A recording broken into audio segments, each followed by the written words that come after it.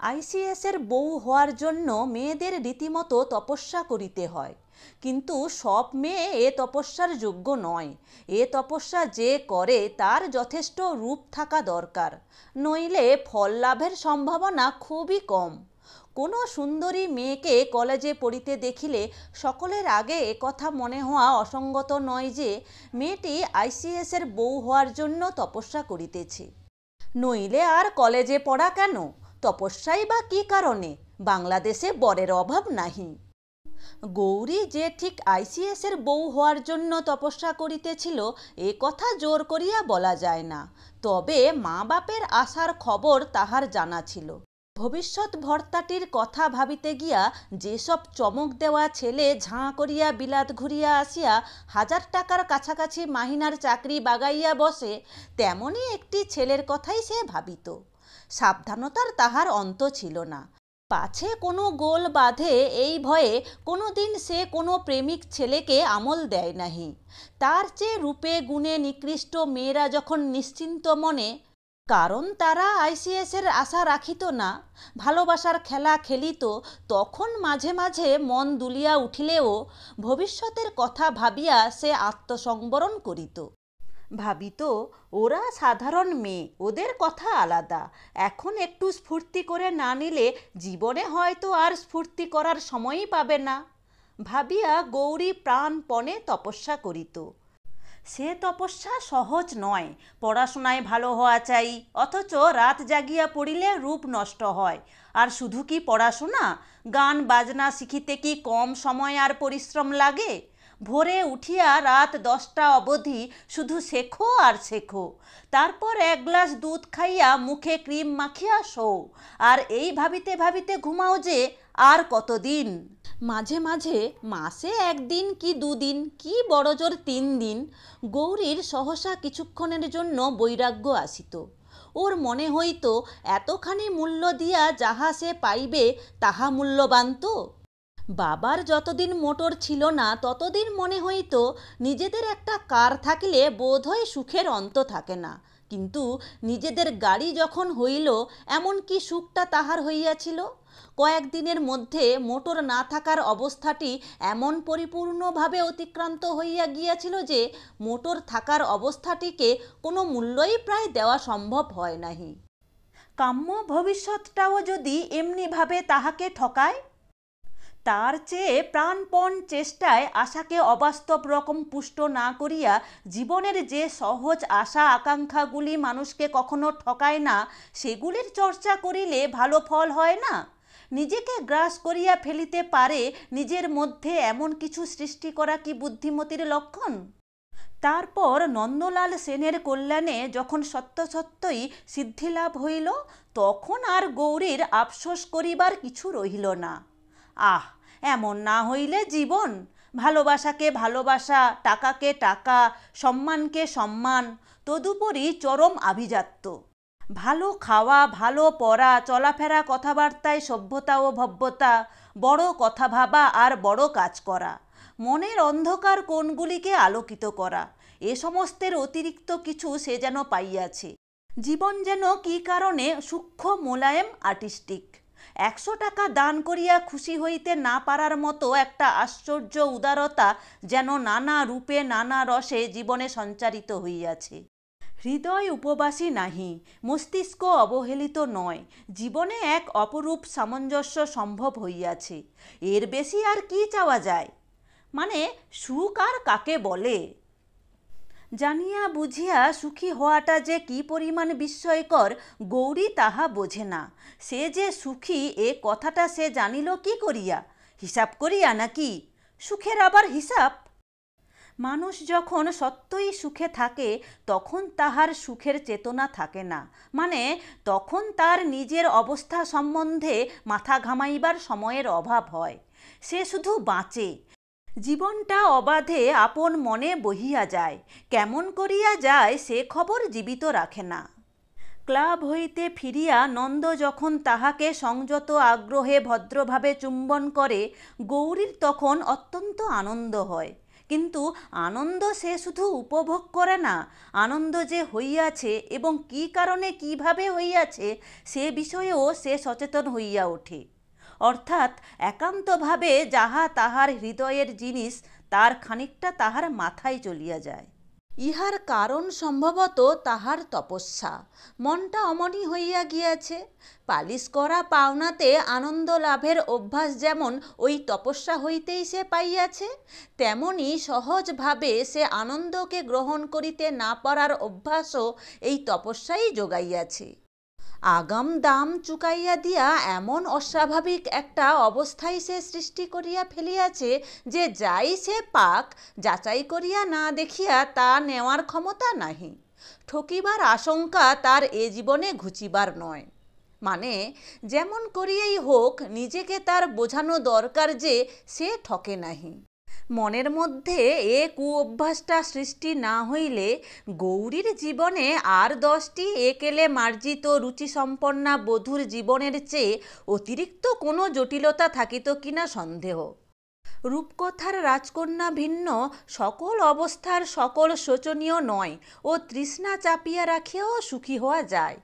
অল্প অল্প ফ্ল্যাটিংয়ের সাহায্যে দুধের স্বাদ ঘোলে মেটানোর মতো ও তৃষ্ণা একরকম মেটানো যায় না এমনও নয়, কিন্তু জীবনটা তাহাকে কেন্দ্র করিয়া কিভাবে ঘুরিতেছে সঙ্গে সঙ্গে নিজেও ঘুরিয়া তাহা আবিষ্কারের চেষ্টা করিতে গিয়া গৌরীর অন্তরালের মনটি খুঁটিয়া উঠিতে লাগিল, এবং এই শ্রেণীর স্ত্রীলোকের পক্ষে সেটা বড় ভয়ের কথা।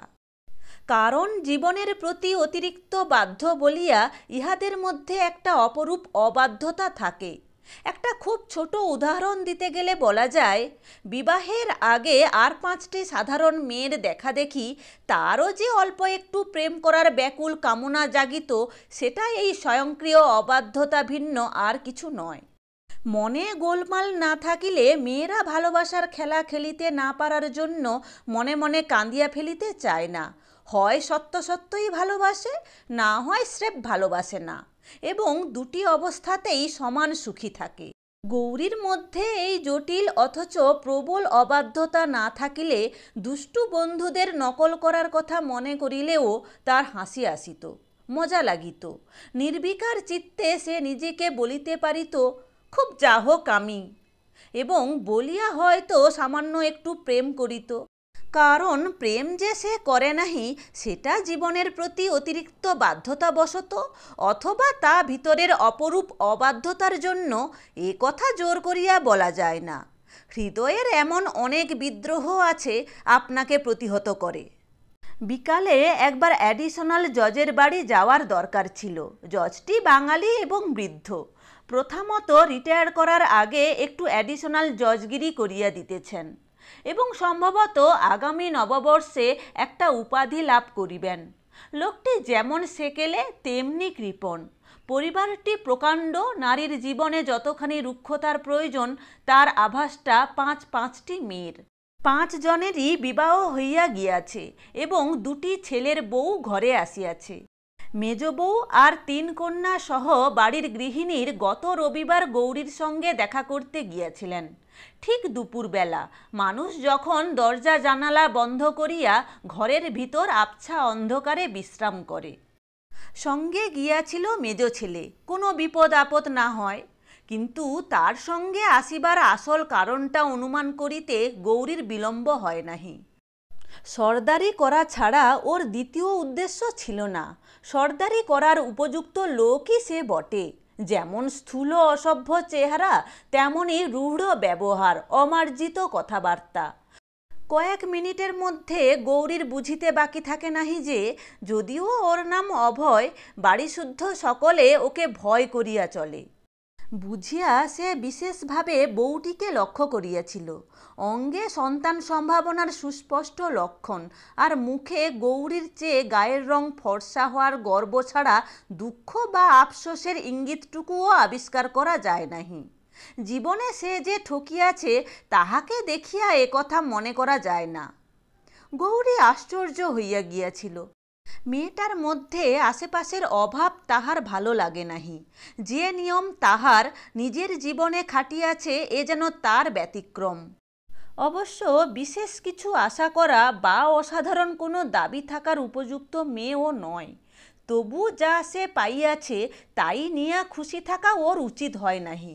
কাজের ছুতায় নন্দলাল ইহারা আসিবার কয়েক মিনিট পরেই লাইব্রেরিতে পালাইয়াছিল বটে, কিন্তু তুলনা করিতে সেই সময়টুকুই যথেষ্ট। অন্য সময় যাই করুক, এমন একটা তুলনার পর বউটি তার স্তিমিত শান্তিকে বিনা আয়াসে আশ্রয় করিয়া রহিল কোন যুক্তিতে? গৌরী নিজেই গাড়ি চালায়। প্রথম প্রথম সোফারকে সে সঙ্গে নিত, আজকাল ক্লিনার বিভূতি পিছনের সিটে বসিয়া থাকে এবং এক চোখের তীব্র দৃষ্টিতে গৌরীর মাথা আর ঘাড় আর গালের দৃশ্যমান অংশটুকু চাহিয়া দেখে। অত্যন্ত সম্প্রতি গৌরী এ বিষয়ে সচেতন হইয়া উঠিয়াছে, কিন্তু এ চেতনার কোনো মানে সে খুঁজিয়া পায় নাহি। কয়েক মাস আগে তার উৎসবেই বাজি পুড়াইতে গিয়া যে অসাবধান জানোয়ারের একটা চোখ কানা হইয়াছে, অন্য চোখটি দিয়া সে একটু বিশেষভাবে তাহার পিছন দিকটা দেখিতেছে কি দেখিতেছে না, এ কথা মনে উদয় হইবারও কোনো সঙ্গত কারণ নাহি। একটি চোখের মূল্য বাবদ ও 100 টাকা বকশিস পাইয়াছে, অন্তত তাই হওয়া উচিত। জীবনের এই সমস্ত উচিত অনুচিত, ছোট হোক বড় হোক, ওদের সম্বন্ধে গৌরী এত যে কড়া যে বিভূতির এক চোখের চাহনিকে তুচ্ছ করিয়া দিতে না পারিয়া এই তুচ্ছ ব্যাপারটিকে নিয়াই সে আজকাল অনেক সময় ব্যাপৃত হইয়া থাকিতে আরম্ভ করিয়াছে, এবং এই নিয়েই তার জীবনের সবটুকু গোলমাল, সবটুকু অসামঞ্জস্য। একটা চোখ বিভূতির মুখে যেমন খাপছাড়া, তার জীবনেও তেমনি। তার সাজানো গোছানো মনে এই চোখটি বিশৃঙ্খলা আনিয়াছে। পথের মাঝখানে গৌরী ঘ্যাঁচ করিয়া গাড়ি থামাইয়া ফেলিল, মুখ ফিরাইয়া বলিল, ছোট জজ সাহেবের বাড়ি কোন দিকে জানিস? আজ্ঞে জানি। আজ্ঞে বলিস না, জি বলবি, না হয় হুজুর বলবি। গাড়ি চালাতে পারিস? পারি হুজুর। আয়। স্থান পরিবর্তনের পর গৌরী সহসা একটা অন্তরঙ্গ প্রশ্ন করিল, ক বছর স্নান করিস নি রে তুই? বিভূতি প্রতিবাদ করিয়া বলিল, রোজ করি হুজুর, আজ গাড়ি সাফ করছিলাম কি না। তুই একটা গাধা। এ কথা সে কেন বলিল? নীরবে নিজের গাধাত্ব স্বীকার করিয়া নিয়া বিভূতি গাড়ি চালাইতে আরম্ভ করিল বটে, কিন্তু গৌরীর অস্বস্তি বোধ হইতে লাগিল। বলিবার অধিকার আছে বলিয়াই সে যদি ওকে গাধা বলিত তবে ভাবনার কথা ছিল না, কারণ সেটা হইতো স্বাভাবিক, কিন্তু বলা চলে এজন্য সে কথাটা বলে নাহি। লোকটার মুখ ভরা খোঁচা খোঁচা দাড়ি দেখা অবধি ওকে জানোয়ার, গাধা, উল্লুক কিংবা এই ধরনের যা হোক একটা স্বাভাবিক কথা বলিয়া অস্বাভাবিক ঠাট্টা করিবার ইচ্ছাই তাহার হইতেছিল, এবং এখন তাহার আপন মনে হাসিবার স্বাদ জাগিয়াছে। ওর এক চোখের চাঞ্চল্য লক্ষ্য করিতে করিতে ওকে গাধার বলার মতো মজার ব্যাপার যেন আর নাই। গৌরী গম্ভীর হইয়া বসিয়া রহিল। সে বোকা নয়, সে জানে কৌতুকের কথাটাও মিথ্যা। যার মধ্যে মজা কিছুই নাহি তাই নিয়ে মজা করিতে যাওয়ার কোনো অর্থ হয় না। কৌতুক যে নয় এটা সে আরও ভালো করিয়া বুঝিতে পারিত যদি কেদারবাবুর বাড়িতে পা দিবার অল্পক্ষণের মধ্যে পৃথিবীতে এত লোক থাকা সত্ত্বেও সে যে বিভূতির সঙ্গে অভয়ের তুলনা করিতে বসিল। এই আশ্চর্য মানসিক প্রক্রিয়াটির সঙ্গে বিভূতিকে গাধা বলার সংযোগটি আবিষ্কার করিতে পারিত। জীবনের বহু অবান্তর জ্ঞান লাভের মতো একটা বিস্ময়কর জ্ঞানও এই উপলক্ষে আজ তার জন্মিয়া যাইতে পারিত। এ বাড়ির মেজ বউ সেদিন কেন যে নন্দলালের সঙ্গে স্বামীর তুলনা করিয়া ক্ষুণ্ণ হয় নাহি, এটা আর রহস্য থাকিত না। বিশ্বাস না করুক, এ সন্দেহ গৌরীর হইতই যে মাথায় ছিট না থাকিলে কোনো স্বাভাবিক অবস্থায় মেয়ে নিজের চেয়ে ভাগ্যবতীর ভাগ্যের সঙ্গে নিজের ভাগ্যের তুলনা করিয়া দুঃখী হয় না। এমনকি পাছে দুঃখ হয় এই ভয়ে তুলনা করিতেই বিরত থাকে। তুলনা করে যাদের কপাল আরও মন্দ তাদের সঙ্গে। শুধু এই ধরনের তুলনাতেই সুখ ও সান্ত্বনা দুই পাওয়া যায়। তার গায়ের রং যে ফর্সা এটুকু মেজবউ সকল অবস্থাতেই লক্ষ্য করিবে, কিন্তু নন্দলাল আর অভয়ের পার্থক্যটুকু কখনো সে নিজের চোখে পড়িতে দিবে না। যদি নন্দলালের মনে পালকের আঁচড় কাটারও অক্ষমতা সম্বন্ধে নিজের তার কোনো সন্দেহ না থাকে, অত ফর্সা হওয়া সত্ত্বেও এই শ্রেণীর মেজ বউদের ওরকম সন্দেহ বড় একটা থাকে না। কারণ যদিও ওরা নিঃসংশয়ে বিশ্বাস করে যে আত্মীয় এবং সুচরিত্রের ছাপমারা পরিচিত কয়েকজন ভদ্রলোক ছাড়া পৃথিবীর আর সমস্ত পুরুষ সুযোগ পাইলেই ওদের লুটিয়ে নেওয়ার জন্য ওত পাতিয়া থাকে, তথাপি স্বামী ভিন্ন আর কোনো পুরুষের মনে দাগ কাটিবার ক্ষমতা নিজেদের থাকিতে পারে এ কথাটা ওরা স্রেফ ভুলিয়া গিয়াছে। এবং এদের মজ্জাগত কঠোর সতীত্বের অন্যতম কারণও এই ভুলিয়া যাওয়া। গৌরী বেশিক্ষণ বসিল না। মেজ বউয়ের ছেলে মানুষই লজ্জা আর গর্ব, সেজ মেয়ের অবিরাম বকুনি আর বড় মেয়ের স্নিগ্ধ চাহনি তাহার ভালো লাগিতেছিল না। এক বাড়িতে এতগুলি লোক যে জীবন বীণার সবচেয়ে মোটা তারটা উদয়াস্ত একভাবে বাজাইয়াও এমনভাবে মাতিয়া থাকিতে পারে সে যেন এ বাড়ির প্রত্যেকেরই অপরাধ। কলেজে পড়া ছোট ছেলেটা পর্যন্ত যেন কেমন কেমন স্মার্ট হইতে চাহিয়া 3 মিনিটের মধ্যে হাঁপাইয়া উঠিয়াছে। গৌরী বিদায় নিল। বিভূতি বাহিরের রোয়াকে বসিয়া বিড়ি টানিতে টানিতে প্রায় 100 গজ দূরে এক হিন্দুস্থানি মেয়েকে এক চোখে ফোকাস করিতেছিল। তাড়াতাড়ি বিড়ি ফেলিয়া উঠিয়া গাড়ির পিছনের দরজা খুলিয়া দিল। গৌরী বলিল, তুই উঠে বস, আমি চালাবো। বিভূতি বলিল, জি। তেল ভরা আছে? জি। গাড়িতে উঠিয়া বসিয়া গৌরী বলিল, স্টার্ট দে। গাড়িতে সেলফ স্টার্টার ছিল। বিভূতি বলিল, স্টার্টার ঠিক আছে হুজুর।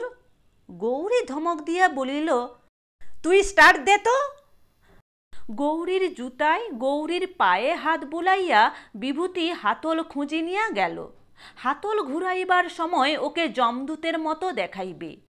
লালচে ঝাঁকড়া চুলগুলি দুলিবে, বোতাম ছেঁড়া খাঁকি শার্টার ফাঁক দিয়া সমস্ত বুকটা দেখা যাইবে। বুকে অবশ্য লোমের জঙ্গল, কিন্তু যেমন চওড়া তেমনি মাংসপেশিতে ভরা। দেখিলে সর্বাঙ্গ শিহরিয়া ওঠে, মনে হয় গরিলা ভিন্ন ওটা মানুষ নয়। গৌরীর ইচ্ছা হয় একদিন জুতা শুদ্ধ প্রাণপণে ওই বুকটাতে একটা লাথি মারিয়া দেখে কি ফল দাঁড়ায়, কিন্তু ফল কি দাঁড়াইবে সেটা অনুমান করা শক্ত নয়। 2 হাতে পাটিকে ধরিয়া বিভূতি যদি তাকে বনেটের উপর আছাড় না মারে, গৌরীর কপাল নিহাত ভালো বলিয়াই মরিবে না। ইঞ্জিনের প্রাণ সঞ্চার হওয়া মাত্র গৌরী গিয়ার ঠেলিয়া দিল। বিভূতি লাফাইয়া সরিয়া গেল এবং লাফাইয়া পিছনে উঠিয়া পড়িল। গৌরী ফিরিয়া তাকাইল না। ফিরিয়া না তাকানোর অভ্যাস তাহার হইয়া গিয়াছে। গাড়ি সে থামাইল পাদুকার টিলার পিছনে। কাঁচা মাটির রাস্তা ছাড়িয়া ঝোপে ভরা মাঠে উঠিয়া জঙ্গলের যত কাছে যাওয়া সম্ভব তত কাছে গিয়া। জায়গাটা শহর হইতে প্রায় 11-12 মাইল দূরে। টিলার উপরে একদা নাকি কোনো এক রাজার বাড়ি ছিল। 2-4টা থাম এখনো দাঁড়াইয়া আছে। শহরে যাদের মোটর আছে তারা বছরে 2-1 বার থামগুলি দেখিয়া যায়। টিলার পশ্চিম দিকে প্রকাণ্ড জঙ্গল আরম্ভ হইয়াছে। পুলিশ সাহেবের সঙ্গে শিকারে আসিয়া নন্দলাল এই জঙ্গল হইতে একদিন একটা ভাল্লুক মারিয়া নিয়া গিয়াছিল। টিলার অন্য 3 দিকে গ্রাম আছে বটে, কিন্তু 1 মাইল 1.5 মাইল এদিকে নয়। আজ নিয়া 3 দিন গৌরী বিভূতিকে সঙ্গে করিয়া এখানে আসিয়াছে। প্রথম দিন বন্দুক সঙ্গে আনিয়াছিল এবং মোটরে বসিয়াই একটা ঘুঘু আর একটা তিতির মারিয়া খুশি হইয়া উঠিয়াছিল। তারপর সে আর বন্দুক আনে নাহি। বন্দুক সঙ্গে থাকিলে ভয় করে কম। বস্তুত ভয় করার জন্যই যখন এখানে আসা, বন্দুক সঙ্গে আনা বোকামি ভিন্ন আর কিছু নয়। প্রথমটা কিছু বোঝা যায় না। শহর ছাড়িয়া গৃহের ও জনাকীর্ণ পথের নিরাপদ আশ্রয় ছাড়িয়া সে যে কত দূরে আসিয়া পড়িয়াছে সেটা বুঝিতে সময় লাগে। তাছাড়া বাকি আকাশে থাকে রোদ, বনে থাকে পাখির শব্দ এবং বিভূতির মুখ আর চোখের দৃষ্টি থাকে শান্ত ও নিরীহ চাকরেরই মতো। রোদের তেজ কমিয়া আসার সঙ্গে ভয় বাড়ে। প্রথমে গা ছমছম করে, শেষে বুকের মধ্যে টিপটিপ করিতেছে ভেবে ভয় হয়। এমন একটা অদ্ভুত উত্তেজনা হয় বলা যায় না।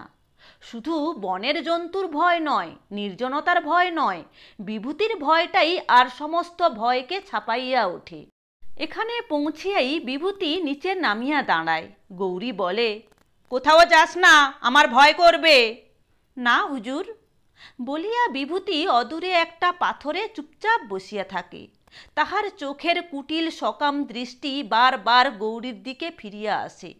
পকেটে হাত ভরিয়া সে হাত বাহির করিয়া আনে। ঝুঁকিয়া পায়ের নিকট হইতে এক টুকরো শুকনো গাছের ডাল কুড়াইয়া নেয় এবং অনবরত উসখুস করে। ভয়ে গৌরীর হাত পা অবশ হইয়া আসে। শহর সভ্যতা কত দূরে পড়িয়া আছে।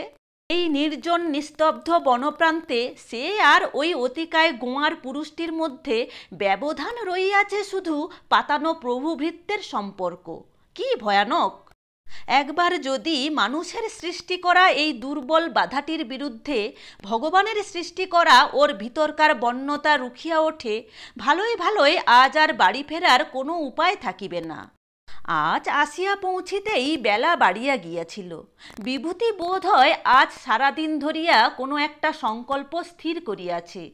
নিজের পাথরটিতে বসিয়া কয়েক মিনিট পরেই সে দুঃসাহসীর মতো পকেট হইতে বিড়ি ও দেশলাই বাহির করিল, কিন্তু সহসা বিড়ি ধরাইতে পারিল না। ইতস্তত করিতে লাগিল। গৌরী বলিল, খাবি তো খা বিড়ি। বিভূতি বিড়ি ধরাইল, কিন্তু বিড়ি টানিবার অবস্থা তার নয়। তার রক্তের উত্তাপ, তার শক্তির ঔদ্ধত্য তাকে অর্ধ উন্মাদ করিয়া তুলিয়াছে। এমন নির্জনে আসন্ন সন্ধ্যায় নিরুপায় নারীর সামনে এমন পুতুলের মতো বসিয়া থাকার প্রকৃতি তাহার নয়। আর শুধু কি নারী, ওর দেহে যেমন যৌবন আছে, কানে তেমনি হীরার দুল আছে, আঙুলে হীরার আংটি আছে, গলায় সোনার চেন হার আছে, হাতে সোনার চুড়ি আছে, বাঁ হাতের কবজির ঘড়িটাও নিশ্চয়ই সোনার। আজ ওকে নিয়ে সে যা খুশি করিতে পারে, যত খুশি চোখ রাঙাক, যত খুশি চেঁচাক, আর ভয় পাওয়ার কিছু নাহি। ওকে কেউ রক্ষা করিতে আসিবে না। যতক্ষণ রোদ রহিল, গৌরীর কানের দুল চিকচিক করিল, তার বিবর্ণ মুখে রঙের ছাপ লাগিয়া রহিল। ওই দুল আর ওই গাল কোনোটার লোভই বিভূতির কম নয়। এক চোখ ঘুরাইয়া ঘুরাইয়া সে গাছের ছায়ার দীর্ঘ সম্প্রসারণ চাহিয়া দেখিল, দূরে দূরে দৃষ্টি বুলাইয়া আনিল। ভয়ে তারও বুক কাঁপিতেছে। হঠাৎ কেহ আসিয়া পড়িবে, শুধু এই ভয় নয়, কাল হোক পরশু হোক ধরা পড়িলে কি হইবে, শুধু এই দুর্ভাবনা নয়। গৌরীর ভয়টাই তাকে পাথরের সঙ্গে আটকাইয়া রাখিয়াছে। উঠিয়া গিয়া একবার ওর মাখনের মতো নরম হাতটি শক্ত করিয়া ধরিতে পারিলে বাকিটা সহজ হইয়া যায়। কিন্তু শক্ত করিয়া হাত ধরিবার জন্য পাথর ছাড়িয়া উঠাই শক্ত। কিন্তু শেষ পর্যন্ত বিভূতি উঠিল। ফিরিবার আগে গুটানো হুডের উপরে মাথা রাখিয়া গৌরী ২-১ মিনিটের জন্য চোখ বুজিয়াছিল। চোখ মেলিয়া তার বুকের ভিতরটা হিম হইয়া গেল। কি চাস? বাড়ি যাবেন না? যাব, তুই বস গিয়ে ওখানে। জি। বিভূতি নীরবে পাথরটাতে ফিরিয়া গেল। সন্ধ্যার অন্ধকার অতি দ্রুত নামিয়া আসিতেছে। আর খানিক পরে গৌরীর মুখও দেখা যাইবে না, হীরার দুলও দেখা যাইবে না। বিভূতি আবার উসখুস করিতে আরম্ভ করিল। তার আর একটা বিড়ি ধরাইবার ইচ্ছা হইতেছে, কিন্তু গৌরীর পূর্বতন অনুমতির কথা মনে করিয়াও বিড়ি সে ধরাইতে পারিল না, আর সাহসও হয় না। এবং গৌরী আগাগোড়াই এটা জানিত, ভয় যতই করুক, ভয়ের সত্যই কিছু নাহি। বিভূতি যতই খেপিয়া উঠুক, একটি ধমক দিলে কুকুরের মতো সে চিরদিন তার বসিবার পাথরটিতে ফিরিয়া যাইবে। কিন্তু এটা জানা না জানার জন্য কিছু আসিয়া যায় না। আবার যদি বিভূতিকে সঙ্গে নিয়া সে কোনোদিন এখানে আসে, তার ভয় করিবে, দারুণ ভয় করিবে।